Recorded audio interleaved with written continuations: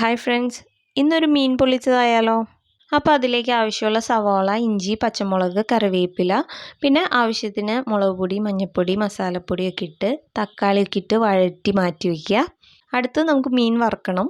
അപ്പോൾ ആവശ്യത്തിന് മുളക് പൊടി, മഞ്ഞൾപ്പൊടിയും ഉപ്പൊക്കെ ഇട്ട് മീൻ ഒന്ന് ഷാലോ ഫ്രൈ ചെയ്തെടുക്കുക. ഇനി ഒരു വാഴയില എടുക്കുക, അതിലേക്ക് ഗ്രേവി വയ്ക്കുക, പിന്നെ ഫിഷ് ഫ്രൈ വയ്ക്കുക, വീണ്ടും ഗ്രേവി വെച്ചിട്ട് അത് നന്നായിട്ട് മടക്കി കെട്ടിയിട്ട് നമുക്ക് ഫിഷ് ഫ്രൈ ചെയ്ത ആ ഒരു പാനിൽ കുറച്ച് വെളിച്ചെണ്ണ ഒഴിച്ച് ഇങ്ങനെ രണ്ട് സൈഡും ഒന്ന് ചൂടാക്കി എടുക്കണം. എന്നിട്ട് അതൊരു പ്ലേറ്റിലേക്ക് എടുക്കുക.